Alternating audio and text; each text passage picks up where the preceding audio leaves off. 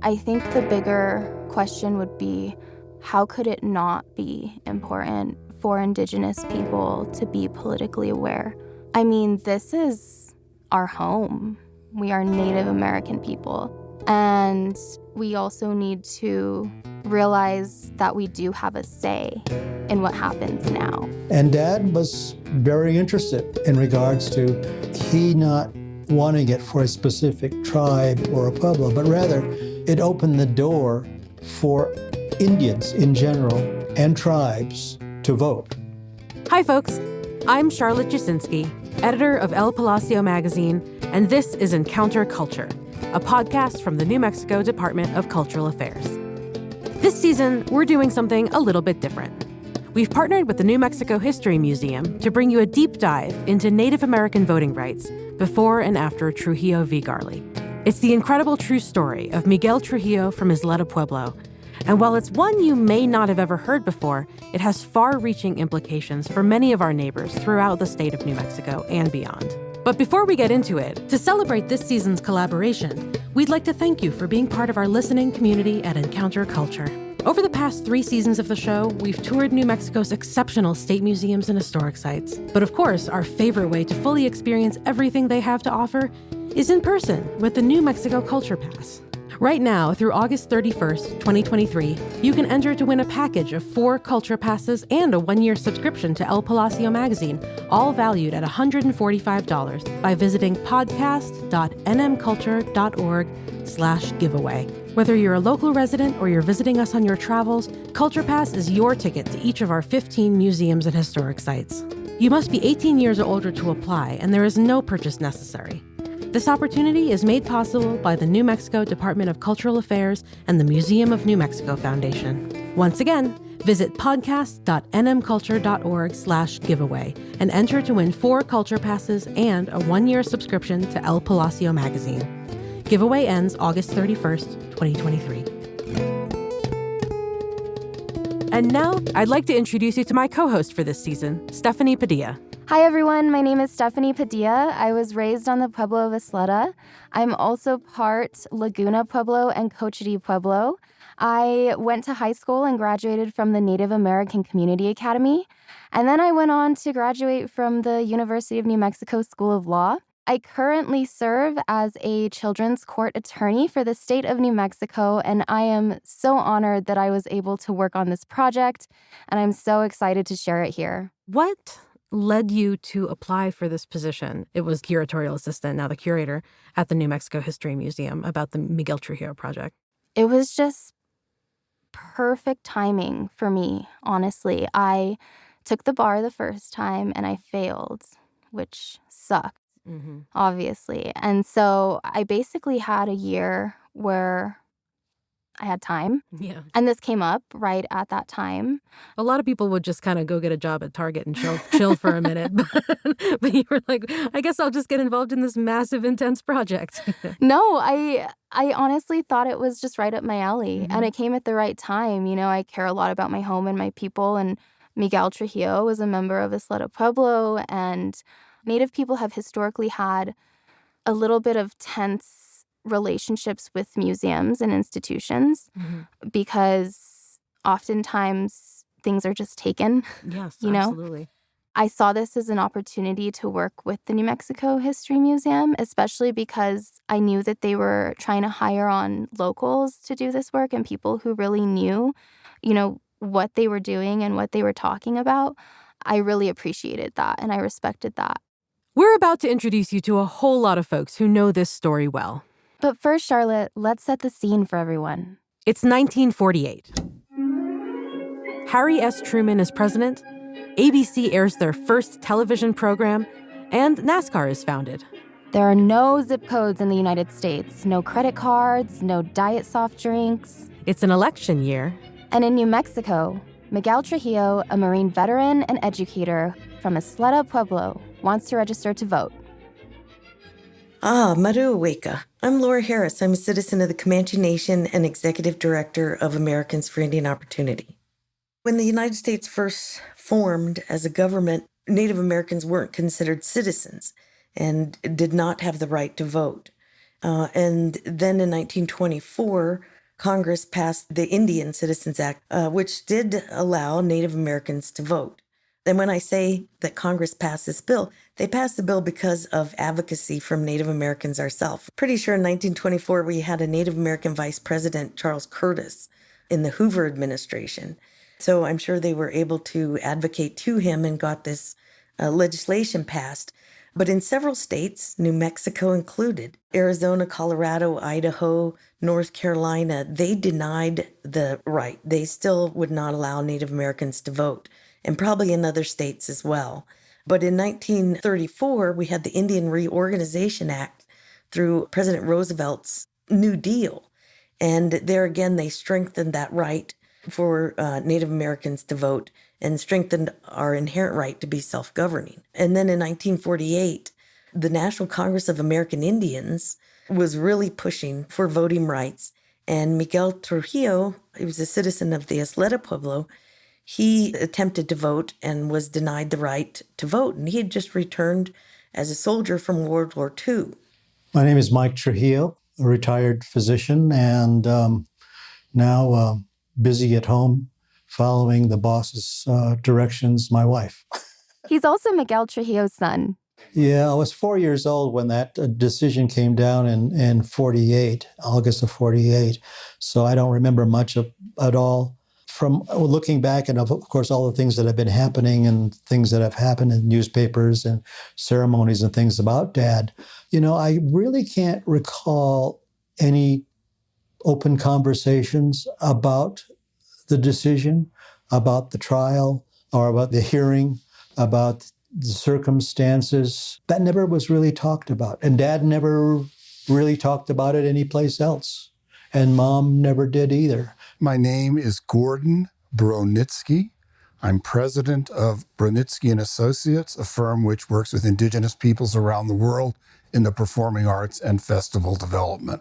Miguel, with Felix Cohen as his attorney, attempted to register in Los Lunas, because although Miguel was resident at Laguna, he was from Isleta. For anyone who doesn't know this name, Felix Cohen was a big deal.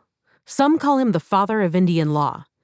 He was a lawyer at the Department of Interior for over a decade in the 1930s and is perhaps most famous for drafting the Indian Reorganization Act. At the time, his belief that tribes should have a say in their own governance was considered pretty radical. Later, he was a champion for many Native rights cases, including Miguel Trujillo's. But evidently, the voter registrar in Los Lunas who denied him the right to vote was a friend of his. They weren't strangers. So they then took it to the appeals court. And they looked at the 14th Amendment, which has been an incredibly influential amendment, especially even right now. It's the Equal Protection Clause. Here's a quick constitutional lesson. The 14th Amendment gives anyone who is born in the United States citizenship. The Equal Protection Clause is the second part of the amendment, which essentially says that states can't make laws that limit the rights of citizens of the United States. No state shall make or enforce any law which shall abridge the privileges or immunities of citizens of the United States, nor shall any state deprive any person of life, liberty, or property without due process of law, nor deny to any person within its jurisdiction the equal protection of the laws. And the case that they made was this. The New Mexico Constitution of 1912 said, no, that people not taxed were not allowed to vote in state elections because the United States gave Indians the right to vote in federal elections in 1924, I think. But Indians couldn't vote in state elections because they were not taxed. And what this meant, they didn't pay taxes on tribal trust land. So they took it to the appeals court and they made two major arguments. The first argument was that, yes, Indians did pay taxes. They paid sales taxes and income taxes and all kinds of other taxes. And they pointed out that people who did not pay taxes on land, for instance, people who lived in apartments, were allowed to vote. And finally, in 1948, the appellate court said that that section of the New Mexico State Constitution was unconstitutional and void. It created a lot of publicity at the time, which I've never quite understood why, but faded away, but it did. Back to Michael. Although I do remember sometimes we would come to Albuquerque from Laguna in our little Dodge car and spend, of course, it was a long time on the old 66 two-lane road coming into Albuquerque, spend all day, do the shopping, go back. And sometimes there would be a note from Felix Cohen in the house because he had crawled through the window and helped himself to some food while he was visiting some of the pueblos. So that was a fairly informal relationship with Felix. And that continued on until Felix died. He and Dad were very close friends. And he was sort of like part of the family.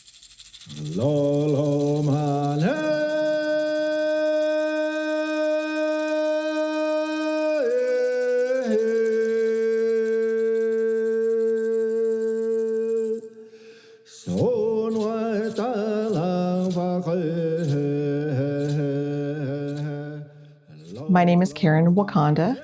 My married name is Lewis, but unfortunately my husband passed, so I go by Karen Wakanda. I am the sister to John and Patricia. I'm a mother to Camille and a grandmother to Jace and Juliana. I had to think about their English names for a while. And a granddaughter to Richanda Miguel Trujillo. When Karen was growing up, she said her grandfather never really talked about the court case. It wasn't until she was in high school and participated in an exchange program with a student from California that she heard the full story. The student came to visit her and ended up interviewing her grandfather. And that's when I realized, wait a minute, that's really big. I didn't realize that. It's just like, wait a minute. Grandpa did all that? And he was very humble about it. He was never boastful. And neither was my mother or my grandmother. You know, it's something that you just do. I mean, why would you be boastful about something that gives rights for others? I mean, that comes from the heart. It came from our livelihood. So, no, I didn't know until much later. It's like, wow.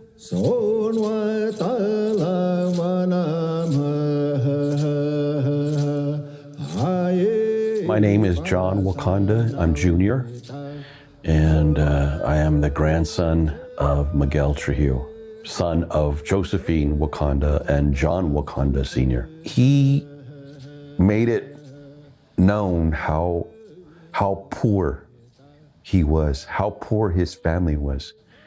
They grew up in a one-room house, didn't have anything, he said. He would describe, we didn't have anything. You know, garden maybe, you know, may have had a donkey or a couple animals, maybe some chickens or something. But he often made it known that at a young age, he had to work, you know, helping to support the family, even when he was 10 or 12. Collecting wood or, you know, taking care of other people's fields or garden or doing that kind of laborious work. They would trade, he said, some things with the Spanish living off the reservation, but he was very clear that he has struggles, that he had to overcome that in some way. He says, I didn't go to school till I was like 12, you know, first grade. When he was 12 years old, didn't know English, and yet recognized the value of education to complete school. And then he met people. He was very outgoing in a way to meet people who were positive influences in his life. And I think those were the people who gave him ideas about opportunities for him and for how that would help his family. And he would talk about that you have to go out, you have to go meet people, you have to see what's beyond, you know, here at home. It's hard, yes, here is home. You know, you'll always have this at home, but yet you need to improve yourself. You have to expand and challenge yourself.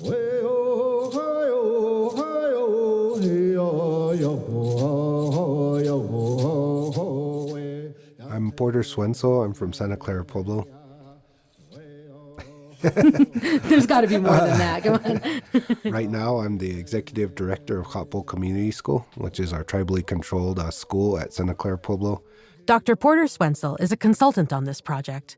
Here's some of his conversation with Miguel Trujillo. So do you think maybe, this is one of the things, when you're looking through the archives, this part of the story is always missing, right? Yeah. Whether it was a lot more Felix Cohen's idea, to figure out how to get this going, and how much your dad was, or mom even, in terms of making this go forward, Well, yeah, in that time in the 20s and 30s, there was a lot of debate about who are the Indians? How do you handle American Indians in the United States? Are they foreigners living in a sovereign nation, or do they have voting rights? Also at that time were debates with the National Congress of American Indians, which was a new organization. Should we get voting rights, sovereignty? What happens to the land? What happens to the trust relationship, if there is a trust relationship? All that was being discussed and was fomenting. And a number of individuals who had gone to World War II as American Indians and fought and then came back and had gone and gotten education also began to ask questions about who are they? Where are they? What's the state doing? Why can't we participate? Or how do we participate? Arizona and New Mexico were one of the last two states that prohibited Native American Indians living in their state to vote. There was several lawsuits against New Mexico state voting, and those sort of fell through the cracks. There was also a couple things that happened in Arizona, and at that time, I think the two Mojave individuals were part of a lawsuit under the auspices of the National Congress of American Indians, and they also sought the counsel of Felix Cohen. So Felix was helping them in regards to their lawsuit against the state regarding voting rights. And that was settled just before the New Mexico Miguel Trujillo Garley decision came out. And Felix came over, was very much interested. Over here, there was an individual named Curry, and I think there was a lawyer, Hamsel, who brought the suit along with Cohen. Earlier, Dad had gone to the university and was getting his bachelor's. He met another individual in the anthropology department who was a graduate student who was doing a lot of research and other things on sovereignty, voting rights, etc. He happened to know this lawyer, Tansel, here in Albuquerque, who was also in that part interested. And so when the Arizona thing came up, National Congress of American Indians came, NCAI came, that was right there. And it just so happens, because Dad knew of this anthropology graduate student, this graduate student knew Hansel, the lawyer here in Albuquerque, who was very interested in voting rights and sovereignty. Things meshed. And Dad was the person who they picked because he was a Pueblo Indian, Native American. He was educated. He served in World War II honorably. He was a teacher. He had a degree, paid all kinds of other taxes, except property taxes. But when he went down to Las Lunas to the courthouse to register to vote, Mr. Garley, who was the county clerk, said, "Miguel, we went to school together. You know you can't vote. I have to uphold the law." That was an ideal time. And so about 5 days later, the suit was handed over to New Mexico, and a 3-judge district court hearing was scheduled. And Dad was very interested in regards to he not wanting it for a specific tribe or a pueblo, but rather it opened the door for Indians in general and tribes to vote, not to be assimilated into the dominant culture, but rather as a mechanism by which they could hold on to their sovereignty, their traditions, and other things by having a voting voice to say, these are the laws that we want and need to be respected, or the individuals who are going to protect this whole area of sovereignty, land, water, mineral, etc. Simply put, sovereignty is the authority to self-govern. Treaties, Supreme Court cases, presidents, and Congress have all affirmed the right of tribes to govern themselves. We'll be exploring this conversation more in episodes 3 and 4 of this season, so stay tuned. One of the things that were coming up from the Pueblo governors at that time was different Pueblos opposed the idea entirely, and I'm wondering if what you know about those tensions. There were a number of individuals and Pueblo leaders who were adamant against this, primarily because if you got the voting right, what's going to happen next? Will that open the door for land to be taken away again? Would that be taking away the sovereignty, etc.? How do you trust a government that hasn't done well in the past? The U.S. government, the Mexican government, and the Spanish government. There's a long history of that. So who's going to hold on to those traditions if we are going to vote? Are we going to be voting away our lives and the future of our children? That was the main question. In fact, the All Pueblo Indian Council did not support Dad in the voting rights program. Later on, after it was passed, they supported the process because the whole discussion became, this is a way by which we can retain our culture, retain our traditions, retain our land, etc. And unfortunately then, not many Indians voted, and still don't. Just like everyone else in society, not all Native people share the same opinion. Some in Trujillo's Pueblo didn't support his efforts to get the right to vote. The reasons, well, it's complicated. Hello, my name is Maurice Crandall, and I'm Yavapai Apache from the Yavapai Apache Nation of Camp Verde, Arizona. I'm an associate professor of history at Arizona State University, and I'm a historian of, broadly speaking, the indigenous peoples of what we would consider the U.S.-Mexico border region. Indigenous people who live in other parts of what's then the United States, and it's expanding in the mid-19th century, they mainly live on indigenous lands that are understood to be protected lands, reservations that can't be bought or sold. But once you make that step to citizenship, you don't have that same protected status, and your land holdings aren't viewed in the same way as reservation lands. At least in that time, you couldn't be both. There was no dual citizenship in those days. You couldn't be a citizen of a tribal nation and a citizen of the United States. They formulated this idea that the way to keep that sort of land grab and the complete loss of Pueblo lands, which then would mean the loss of culture, the loss of community, because the land is everything. And if you lose that land, what do you have? But the way to prevent that from happening is to tell Pueblo people explicitly, don't vote. Don't vote, because if you don't vote, then you're not a citizen. Your lands can be protected under federal law, which are a series of acts called the Non-Intercourse Acts.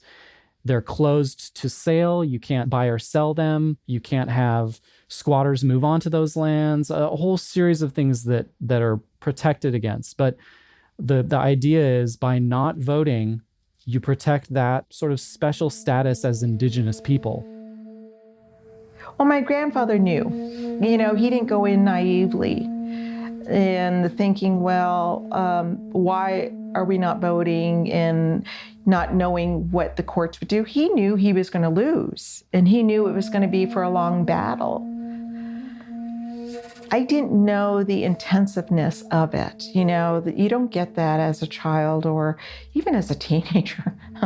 You test it beyond that. But, my grandfather is already adult. He already had a family. And I think the hardship that I remember that struck me the most was that some of the community members at Isleta or any Pueblo, in family, weren't supportive of it.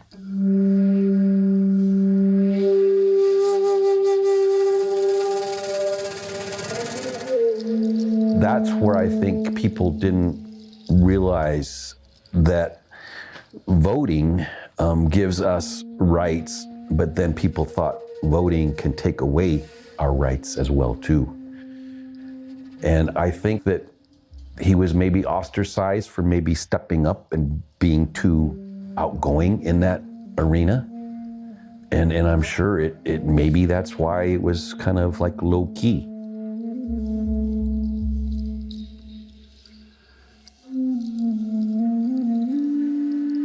My name is June Lorenzo. I'm Laguna and Dene.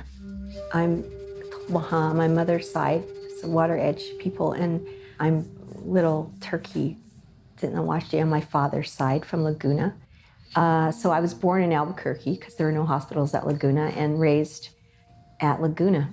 I'm a chief judge at Isleta Pueblo. Because it's a part-time position, I also still have a private practice in state and tribal courts. And then I also do a good amount of consulting and advocacy internationally on human rights issues for Indigenous peoples. One of my jobs, my former jobs in Washington, was working for the Select Committee on Indian Affairs. And I remember very clearly when there was a congressperson or two who would not have won if it were not for the Native vote. They were very cognizant of the power of the Native vote. And I guess it's just up to Native people to, to show up, because it makes a difference. It really does. I would hope that people in New Mexico, where we are here, understand the power of the Native vote, but it really does make a difference. When you know who's going to show up at the polls, when you know who's going to vote, it makes a big difference. And then, of course, you have to make the representatives accountable, but conveying that connection is, people have to see the connection between voting and making representatives accountable and seeing something. It can't be just, oh, I'm going to throw you some road funds and repair your road just so you get something. I mean, it's more about, are you going to support sovereignty? Are you going to vote these issues? Are you going to support, the bigger things? As far as Natives, you vote more than any other citizen. And so your voice is heard many times. It should be heard many times. So he wanted us to be prepared for when it came time for us to vote. And he went with me for my first voting. He stayed there with me, and I remember it so well. And, afterwards he hugged me, and we had a special dinner, and then we stayed up late to see the elections, who won. And, that was a routine. That was typical. Why do you think that people don't really know this story? I ask myself many times, why don't people know about the history of a story? One, it's not taught in school. I didn't learn it in school. It should have been. He gave a presentation to my class one year, down at Las Lunas, but do many remember? No. I think that oftentimes there was a concern about him being too far out there. And then I think he also didn't live on the reservation either. I think he realized there might have been some disconnect, that he wasn't, a tribal resident there, that might have troubled him. But yet, I think that's why he came down so often to visit us, is that we gave him that connection as well, too. He was around, people saw him, people got to visit with him there at our house. And people would come to see him at our house because they knew he was there, which was great. Because then I got to know those people, and people became to know us and the family. I really think that today, even myself might be considered an outsider, going away to school, really not established in the community as strong as other people. But yet, through him, there is that knowledge of, okay, they're the Wakandas, Tata Miguel, that's his family. I wish we would be able to go back to, the dances and ceremonies and things at Isleta, because it's been, 2 or 3 years now. And I really miss that, because then I get to go back and see some of those people. And some of them, a lot of them are gone that knew my grandpa. There's very, very few people that know my grandpa in that regard. It was sad when he was first recognized, and the newspaper came out when he was paralyzed, and it was near towards the end of his life.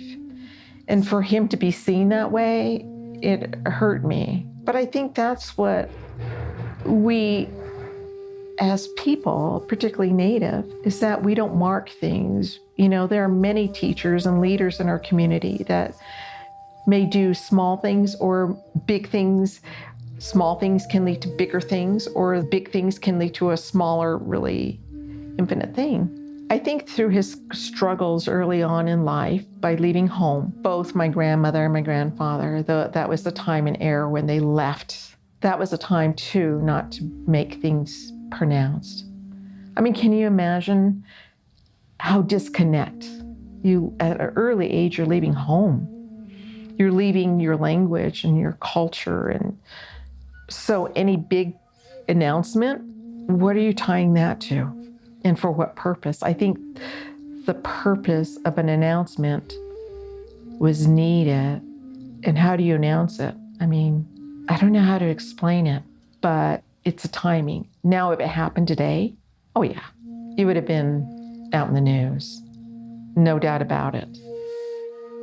Still, even outside of Miguel's family and community, some tried to carry on his story. Here's Gordon Brunitsky. His story resonates with me because he was a fighter. And given my life and my work and who I am, I admire that. When somebody says, this is wrong, and instead of saying, I'm gonna post this on Facebook, and I'm gonna tell everybody it's wrong, and I'm gonna do a tweet that you wouldn't believe, which does nothing. And like many fighters of many colors, genders, all that, he paid for it. He suffered for it, And I was just sufficiently taken by his courage and his persistence, the stubborn, stiff-necked guy he was, evidently, that it just resonated with me. And I've continued to talk on, I've talked to high school students about this. I'm talking here. If somebody else wants me to talk, just let me know. I will be there. Because it is that important that he fought and he made something happen. Stephanie, throughout all of these interviews, I've really gotten the impression that if Miguel Trujillo were here today, he'd be less interested in personal recognition and more interested in the fact that he was able to help his community. I completely agree, Charlotte. It's really hard to try and imagine what our ancestors would think of what we're doing today, but Miguel seemed like a very humble man. I know my grandpa would want it to be known for the sake for Indian people to get out and vote. I know he would be deeply honored. I know my grandma would be honored. I know my mom would be honored to have him recognized. But for him, I think it's more so for the sake of getting the voice out for people to vote, for our Native people to create action, that you do have a voice. You do have a right as any other, and don't wait. What is going to hinder you? Well, there are ways. Either use your education or, communicate with somebody else or build relations, but there are ways to create action. So I think he would be honored, yes, more so my mother and grandmother. I think it's for him, for awareness. Yeah. I think both of them would sort of say, well, taking advantage of that. I think they would remain at home. And in the evenings, they always like to get the Indian melons, the nice sweet melons, and have that in the evening over the dessert with Indian bread.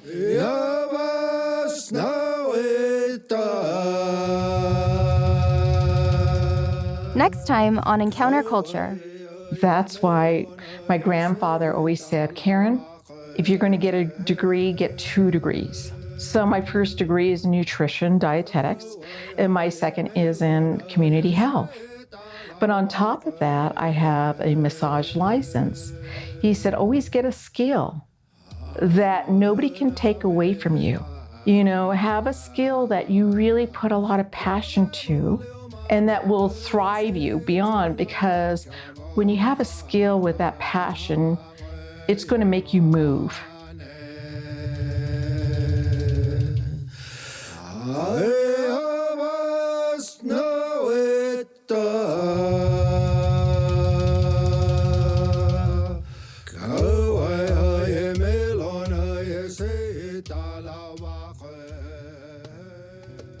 Encounter Culture is a production of the New Mexico Department of Cultural Affairs. This season was produced in collaboration with the New Mexico History Museum with a grant from the National Endowment for the Humanities. We are especially grateful to the family of Miguel and Rushonda Trujillo and to the Indian Pueblo Cultural Center. Our show's producer is Andrea Klunder at the Creative Imposter Studios. Season 4 is produced and edited by Alex Riegler, Monica Brain, and Andrea Klunder.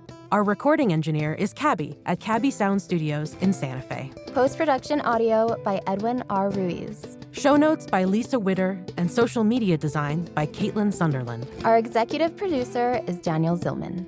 Thank you to New Mexico artist El Brujo di Santi Nava for our theme music. And to Clark Tinakongva, Gary Stroutzos, and Matthew Nelson for the incredible Hopi music featured throughout all 6 episodes of this season. Their new album is set to release in August 2023 and will be available for purchase on Bandcamp and at ongtupqa.com. We've included the links for you in the show notes. For a full transcript and show notes, visit podcast.nmculture.org or click the link in the episode description in your listening app. I'm your host, Charlotte Jasinski. And I'm your co-host, Stephanie Padilla. The New Mexico Department of Cultural Affairs is your hub for the state's exceptional museums, historic sites, and cultural institutions. From native treasures to space exploration, world-class folk art to awesome dinosaurs, we celebrate the essence of New Mexico every day. Remember to head to podcast.nmculture.org/giveaway to enter to win 4 culture passes and a subscription to El Palacio. Enter before August 31st, 2023. Thanks for listening.